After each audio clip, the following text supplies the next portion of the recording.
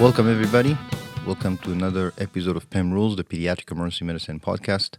I'm your host, Yaron Ivan, and we are continuing our discussion in the rules. We have moved up to a new category, starting a new category of rules that speaks about you, the provider. These are a bunch of rules that really relate to professionalism and just better ways to communicate to your colleagues, to your nurses, to your residents, etc. I honestly use those rules almost every day outside of my work. I teach them to my kids, I teach them to my friends, just helpful tips for communication. Rule number 37, complaining is like vomiting. It makes you feel a little better, but it makes everybody around you feel a lot worse. I can't tell you how much this bothers me. This is something I feel very strongly about and learned in fellowship. There is rarely any benefit to complaining. And specifically as a leader, if you do so, it's all downhill from there. And it just serves as a bad example.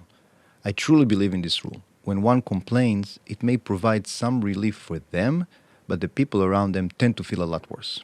Classic example I can think of is a resident coming out of one of the rooms after seeing a patient with the URI who looks well, who's clearly mom is overworried, and he says something like, Dr. Ivan, this is nonsense. The kid is not sick. He doesn't need to be here. Really, this is a waste of my time. I would say that's complaining. But if the kid is so well, and this is such an easy case, let's just give some anticipatory guidance, send the mom home, and be done. What's the point of complaining about it? This is clearly an easy case, an easy patient. No need to work up. No need to spend more than 5 minutes in the ER. Just give some anticipatory guidance and send hopefully a happy mom home. Easy. Complaining is like vomiting. It makes you feel a little better. It makes everybody around you feel a lot worse. Rule number 38. Know what you don't know. You are jack of all trades. As a PEM physician, I see myself as a specialist certainly of a certain field within pediatrics, but certainly not as a specialist when it gets to body systems or organ systems, etc. That is why I have a low threshold to speak to my consultants, especially on kids with specific syndromes or diseases that I'm not very familiar with.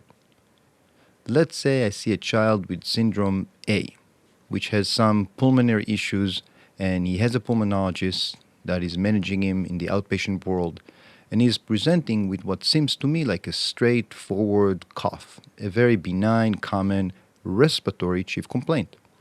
After coming up with my differential and plan, and after initiating the plan, I give a call to the pulmonologist, share my thoughts, and ask if they have anything else to add. In the past, I got some responses like, well, Dr. Ivan, actually, with this syndrome A, there could be a complication B that should be aware of, and I recommend we do XYZ. Fantastic. Now I have a specialist who's on board helping me take care of my patient. I need to know what I don't know.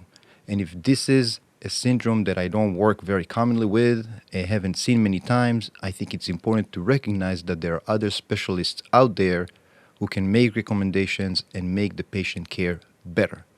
So know what you don't know, you are a jack of all trades. Another example is if I see a patient who's post-op with what seems to be a benign chief complaint, maybe even not related to the surgery in my mind. I always give a call to the surgeon after making my assessment plan and initiating the plan and ask them if they agree. In the past, I've gotten some responses such as, Dr. Ivan, this is actually a very unusual but possible complication related to the surgery. I recommend you do XYZ. Fantastic. I need to know what I don't know. There are some complications post-op that possibly I'm not aware of. The surgeon is, let's talk to them. I think this is a very good idea that helps benefit the patient and my patient care. Everyone is simply better off. So rule number 38, know what you don't know. You are jack of all trades. Rule number 39, a good ER doctor is always ready. Be a step ahead. Life in the ER can change fast, very fast. So whenever it's possible, I try to be a step ahead in case things change or get messy later on. I never know when I'm actually going to get busy or busier. An example is when I see a child with what I think is mild gastroenteritis, and I plan for a small, hopefully short PO challenge with Zofran, which can take 45 minutes, maybe even an hour, to get the medication, to give the medication, etc. so I try to stay a step ahead. I make sure this child is ready to go. In my EMR, that means that the diagnosis is in, the discharge instructions are placed, maybe I already print the prescription for Zofran, because most of the time, with mild or moderate gastroenteritis, I know Zofran is effective and I know that most likely the PO challenge will be successful. So when I step out of the room and I have my diagnosis and my plan, I initiate the beginning of the discharge process so the kid is ready to go when I think he is. I try to be a step ahead. Another good example is when I order an epidose on a kid with PA or asystole. I immediately tell the nurse to draw another dose and have it ready by the bedside in case we need to give it in 3 to 5 minutes. I do not want to draw another epidose when it's time for the second dose already. So being a step ahead has served me well and has saved me a lot of time over the years. So remember, a good ER doctor is always ready. Be a step ahead. The following 3 rules really have to do with my little obsession, I admit, with being on time and never be late.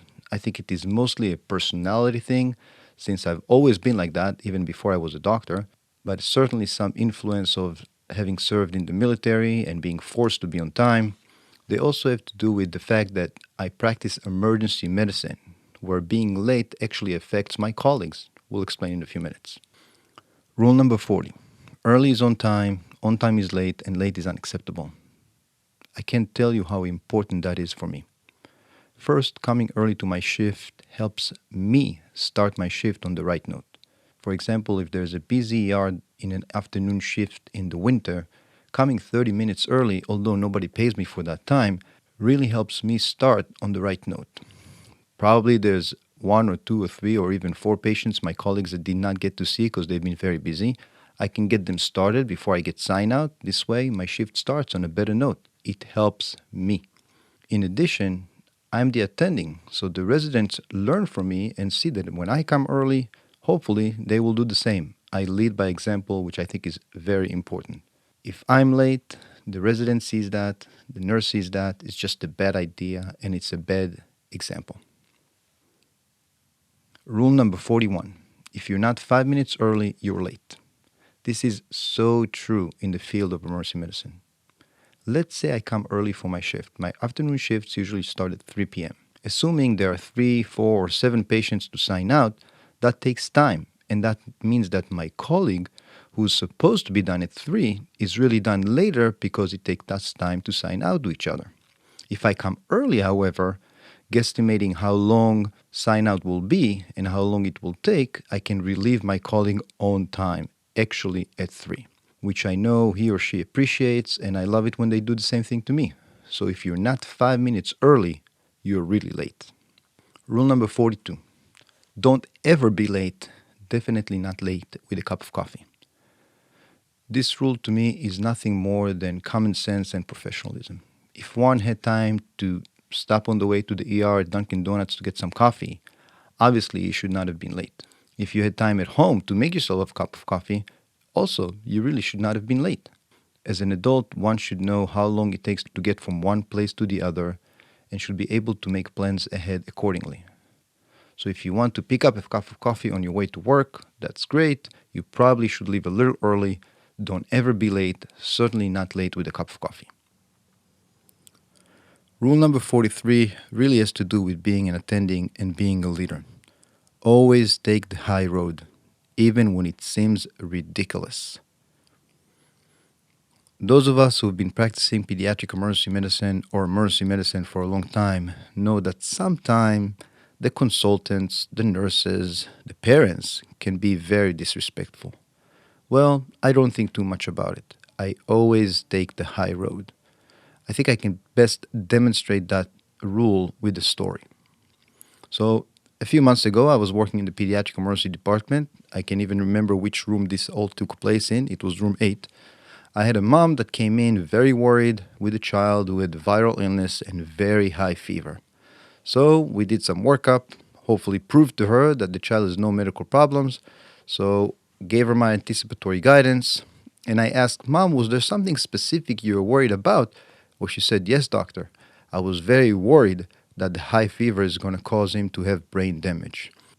I paused her for a second and I said, Mom, that's actually a very common concern, but you should know fever does not cause brain damage. She looked at me quite angry and said, You know, doctor, you're full of it.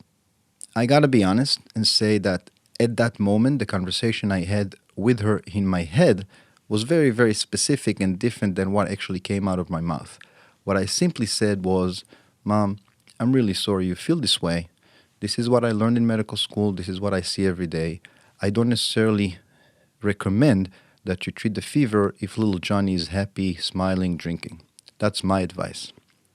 Clearly, in my head, I had a very different discussion with her, but that doesn't matter. This is not personal. She's uneducated. Like many moms, she's very worried about the hot forehead and the high number that she's seeing on the thermometer, and that's okay.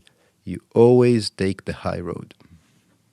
Another good example, sometimes when I present a patient to one of my consultants, specifically surgeons, no offense, surgeons out there, and I describe the chief complaint and the HPI, I get something like, Dr. Ivan, just tell me what the CT shows. If that's what they say, I take the high road. I don't get offended that they cut me off, and I simply go and tell them what the CT shows. No big deal. It's not personal. It's their time. It's their decision. No worries. So those are the rules for today, guys. Thank you very much for listening. Let's review what we learned. Rule number 37. Complaining is like vomiting. It makes you feel a little better. It makes everyone around you feel a lot worse. Rule number 38. Know what you don't know. You are jack of all trades. Rule number 39. A good ER doctor is always ready. Be a step ahead. Rule number 40. Early is on time is late, and late is unacceptable. Rule number 41. If you're not 5 minutes early, you're late. Rule number 42.